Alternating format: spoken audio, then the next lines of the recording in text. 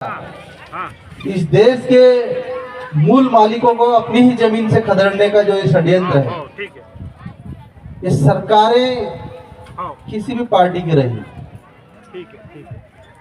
ये जो आदिवासियों के जल जंगल और जमीन से जो खदेड़ने के जो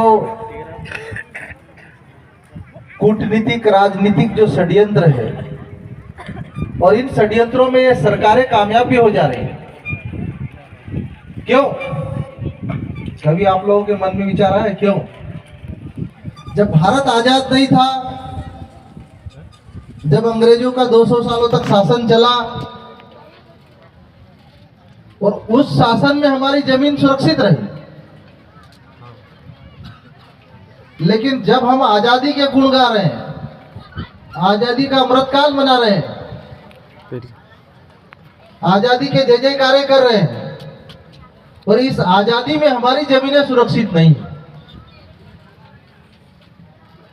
अंग्रेजी शासनकाल में जब आदिवासियों की जमीन आदिवासी इलाकों में दखलंदाजी करने की कोशिश हुई तो बिरसा मुंडा पैदा हुआ, टंटिया भील पैदा हुआ, वीर गुंडाधुर पैदा हुआ, सिद्धू कानू पैदा हुआ। लेकिन आजाद भारत में, आजादी के इस अमृतकाल में जब आदिवासियों की जमीन छीनी जा रही है, आदिवासी क्षेत्रों में बड़ी बड़ी कंपनियां आकर आदिवासियों को बेदखल कर रही है,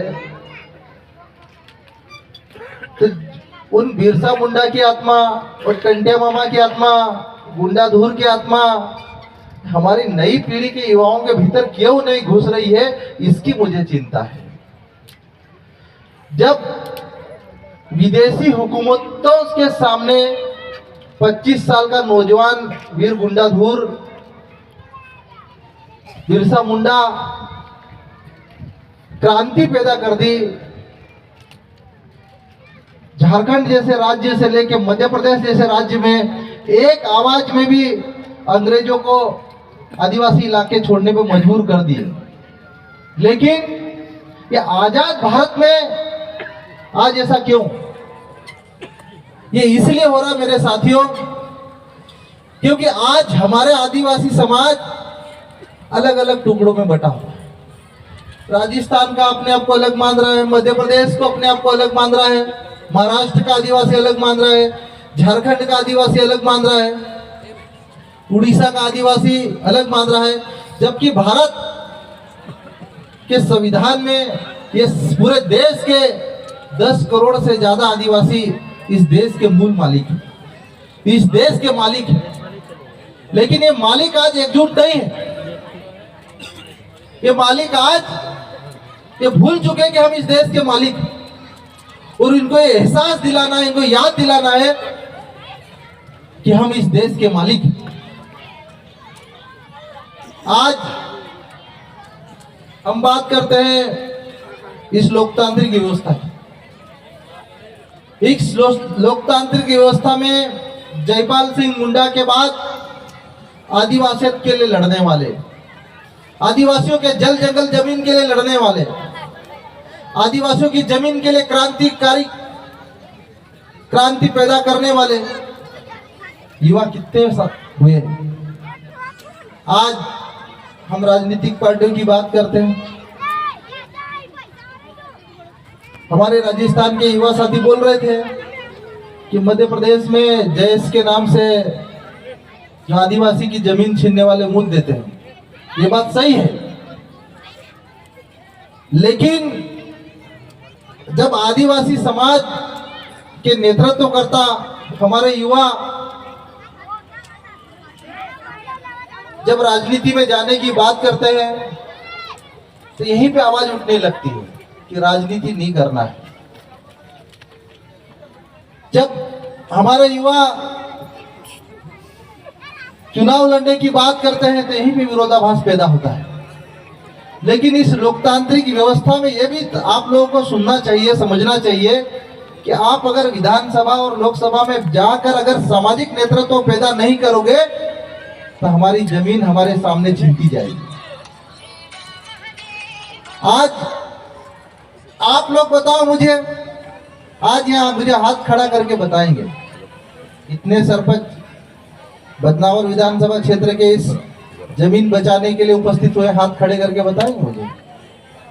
कितने जनपद सदस्य उपस्थित हुए यहाँ पे, हाथ खड़े करके बताएंगे।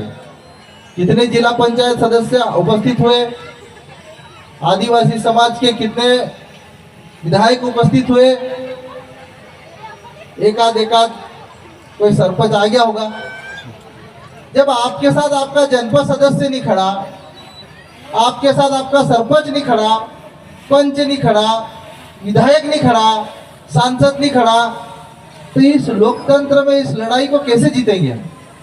ये इतना बड़ा प्रोजेक्ट 5,000 करोड़ का, ये पीएम मित्र टेक्सटाइल, इसकी योजना का नाम भी कितना अच्छा रखा, दोस्त योजना। पीएम मतलब प्रधानमंत्री दोस्त टेक्सटाइल, मतलब दोस्त बना के पीठ के पीछे छुरा भोग दो, यही है ना? हाँ बिल्कुल। एक तरफ कंधे पे हाथ रख दिया और दोस्त बना लिया, और पीछे से पिछले दरवाजे से जमीन भी छीन रहे। ये दोस्त कौन दुश्मन कौन, ये भी हमारे समाज को समझना पड़ेगा। आज ये वास्तव में दुख का विषय है कि इतना बड़ा ये जो आदिवासी इलाका है, और इस इलाके में अभी हमारे दावर साहब ने कहा कि 2277 हेक्टेयर जमीन सरकार लेने जा रही है। मैं प्रधानमंत्री से और हमारे मुख्यमंत्री से पूछना चाहता हूं कि आप इतनी ही जमीन, सामान्य क्षेत्रों की जमीन क्यों नहीं लेना चाह रहे, या और इतनी ही जमीन सामान्य वर्ग के लोगों की जमीन क्यों नहीं लेना चाह रहे? ये हमारे आदिवासी लोगों की जमीन क्यों लेना चाह रहे हैं? क्योंकि इनको आदिवासियों की जमीन बहुत सस्ती नजर आती है, आदिवासियों की जमीन। और इनको ये भी पता है कि इनके साथ न सरपंच खड़े हो रहे, न पंच खड़े हो रहे, न जनपद खड़े हो रहे, न जिला पंचायत खड़े हो रहे, तो इनको बचाएगा कौन? न समाज भी खड़ा हो रहा। आज बदनावर में 80,000 से ज्यादा तो आदिवासी वोटर ही थे यहाँ पे। कितने? 80,000, और संख्या होगी तो मेरे ख्याल से 1 लाख से ज्यादा ही होगी, 1,20,000, 1.5 लाख। और हम जमीन बचाने के लिए आंदोलन कर रहे तो कितने लोग आए? देखिए, ये मैं इसलिए बता रहा हूं कि जब तक हमारा समाज एकजुट नहीं होगा, तब तक हमारी जमीन छीनने वालों के मंसूबे रोज, इनके हौसले रोज बढ़ते जाएंगे। आज जमीन बचाने के लिए, आज इस कार्यक्रम के ऊपर आप लोगों को पता नहीं है, प्रधानमंत्री की भी नजर है इस पे। मेरे पास फोन आए दिल्ली तक के कि आप जाओगे क्या? तो मैंने कहा मैं तो जाऊं। अब मुझे नहीं पता कितने लोग आएंगे, कितने विधायक आएंगे, कौन कौन विधायक आएगा मुझे नहीं पता, लेकिन मैं तो जाऊंगा। और उनको इस बात से भी डर है कि कहीं 50,000, 1-2 लाख लोग इकट्ठे नहीं हो जाने, तो प्रोजेक्ट रिजेक्ट करना पड़ेगा। लेकिन यार, रिजेक्ट करने वाले तो एक घर दूसरे दाड़की जाके पता नहीं क्या करें, वो जमीन की चिंता नहीं है। और जमीन की, वास्तव में जमीन बचाना है और इस लड़ाई को जीतना है, तो 8 दिन तक, 15 दिन तक भूखे भी रहना पड़े तो उसके लिए आपको रहने के लिए तैयार रहना पड़ेगा, तब जमीन बचेगी। वरना ये इतना बड़ा प्रोजेक्ट है, इतनी बड़ी सरकार लगी है इस जमीन के ऊपर, आपको कैसे इन लोगों से बचाओगे? तो ये अभी भी, और इस जमीन के लिए सिर्फ बदनावर क्षेत्र ही क्यों, पूरा धार जिला, पूरा झाबुआ जिला, पूरा अलीराजपुर जिला, और ये हमारे मध्य प्रदेश के जिले क्यों, हमारा ये पड़ोसी राज्य राजस्थान भी आए कूदे मैदान में, हमारे पड़ोसी राज्य गुजरात भी मैदान में कूदे, हमारा पड़ोसी राज्य महाराष्ट्र भी कूदे। क्योंकि जब लड़ना ही है तो आर्य पार लड़ना पड़ेगा। हम बोले कि 15 दिन, 8 दिन, 2 महीने में धरना प्रदर्शन करने से काम नहीं चलेगा। और इस लड़ाई को, ये लड़ाई, आप लोग, हमारे युवा साथी बोल रहे थे कि इस लड़ाई को हम लोग कोर्ट ले जाएंगे। कोर्ट में न तो सेशन कोर्ट में, न जिला कोर्ट में, न हाई कोर्ट में, न सुप्रीम कोर्ट में हमारे आदिवासी समाज का एक भी जज नहीं मिलेगा। तो सेशन कोर्ट में, ये तहसील स्तर की जो कोर्ट होती है, वहां पे गिने चुने जज बनते हैं, उनको भी 2, 4, 5 साल बाद आरोप लगा के बाहर कर देते हैं। तो जब आपका आदमी तो न्यायालय में भी नहीं आपका पक्ष रखने वाला, आपके लिए सोचने वाला ही नहीं है। या आपने जिसको सरपंच बनाया कि ये कम से कम सरपंच तो हमारे साथ में आएगा, आज ये प्रोजेक्ट का विरोध करने वो सरपंच भी नहीं आया, इससे बड़ा दुख और क्या हो सकता है। तो विधायक और सांसदों को तो अपन बहुत गाली देते हैं कि वो विधायक नहीं बोलता है, वो सांसद नहीं बोलता है, और वो तो बहुत बड़े लेवल की बात होगी। यहाँ तो गांव, जिस गांव का सरपंच जिसकी जिम्मेदारी ग्राम सभा और जो इतनी बड़ी जिम्मेदारी बैठी वो तक नहीं मौजूद दिख रहा मुझे तो। अरे कम से कम मतलब मुझे लग नहीं रहा है कि वास्तव में आया नहीं आया, लेकिन 8 कितने गांव जा रहे हैं अपने आदिवासी समाज के? 11 गांव के 11 सरपंच मौजूद है कि नहीं है? अब देखो जीजी नुड़े, देखो हमारा जो 11 सरपंच भी नहीं नजर आ रहा हमको। नहीं तो मेरा कहने का मतलब है, जब तक हमारा समाज बिकता रहेगा, ये जनप्रतिनिधि बिकते रहेंगे, हमारे लिए आवाज लड़ने वाले लोग नहीं मिलेंगे, तो ऐसे ही जमीन छीनेंगे। और हमको तो पंच से लेके सरपंच से लेके विधायक से लेके सांसद से लेके सब एक साथ हम लोग बैठेंगे, लड़ेंगे, तो जाके इनके कान में थोड़ा बहुत आवाज जाएगी, वरना इनको क्या फर्क पड़ता है। आज यही कार्यक्रम मैं तो बोल रहा था, मैं तो चाह रहा था डावर साहब वहां धार जिले में कलेक्टर कार्यालय के सामने रखते और कलेक्टर कार्यालय का घेराव करते, तब तो इनको समझ में आती। अब यहाँ तो जंगल में नाचा मोर देखा किसने वाला कार्यक्रम है। मीडिया वाले भी, वो नेशनल इंटरनेशनल मीडिया वाले भी कहाँ आएंगे यहाँ पे।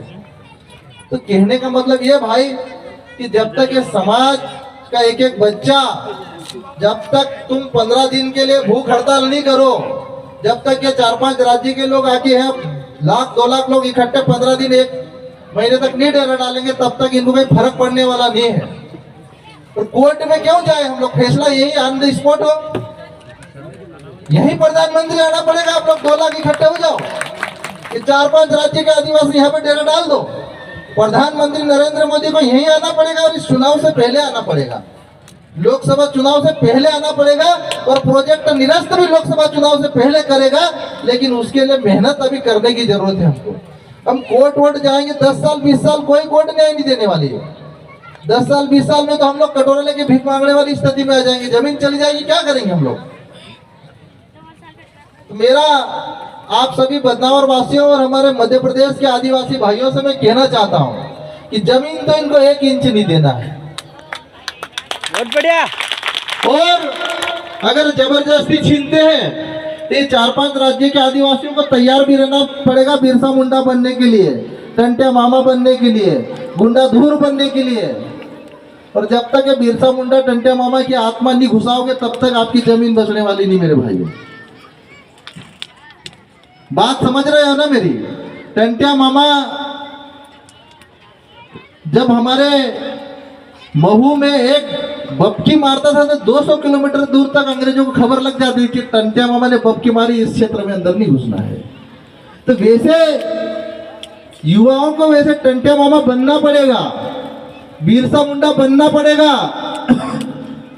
गुंडा धूर बनना पड़ेगा।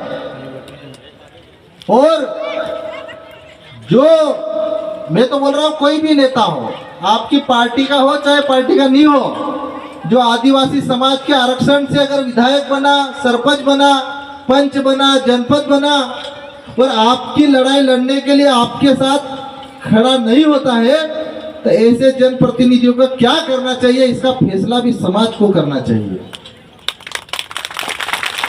अब बुरे समय में जो आपके काम नहीं आता वो किस काम का।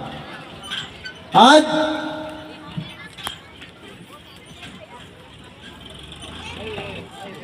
ये मामला सामान्य मामला नहीं है।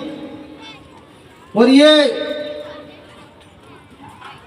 कलेक्टर हो, सरकार हो, भले इस बात के आश्वासन आपको दे कि जमीन के बदले आपको उचित मुआवजा देंगे, जमीन के बदले आपको जो भी रेट उस रेट पे पैसा देंगे, नौकरी देंगे, ये सब झूठ बोलने वाले इनके वादे हैं। आज तक पूरे देश के आदिवासी जहां जहां भी विस्थापित हुए, न तो उनको जमीन के बदले जमीन दी, न पैसा दिया, न नौकरी दी, सब कटोरा लेके भीख मांग रहे हैं। और ये जमीन ये मान के चलो कि जमीन है तो आदिवासी, तो ये जमीन हमारी माँ है, और ये जमीन गई मतलब हमारा आदिवासी भी चले जाएगा, इसका अस्तित्व खत्म हो जाएगा। तो इस जमीन को कैसे बचाना है? अभी जो थोड़े बहुत इधर उधर भाग गए, नहीं आए, सो रहे गहरी नींद में, तो उनको भी जगाना है। क्योंकि अगर हम मिलकर नहीं लड़ेंगे तो निश्चित ही सरकार आदिवासियों की जमीन छीनेगी। और ये बदनावर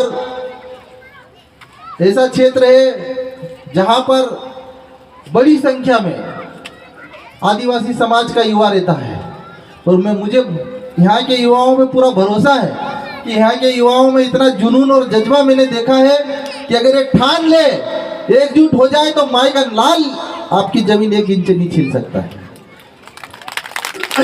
लेकिन उन युवाओं को अपने भीतर टंटिया मामा की आत्मा घुसाना पड़ेगी। आप जो भी पूजा करो, जो भी बड़वे बुलाओ, जो भी आदिवासी समाज के अनुसार जो भी पूजा पाठ करना चाहो करो, लेकिन टंटिया मामा और बिरसा मुंडा को आज के समय में बुलाना पड़ेगा, तो ही ये जमीन बचेगी।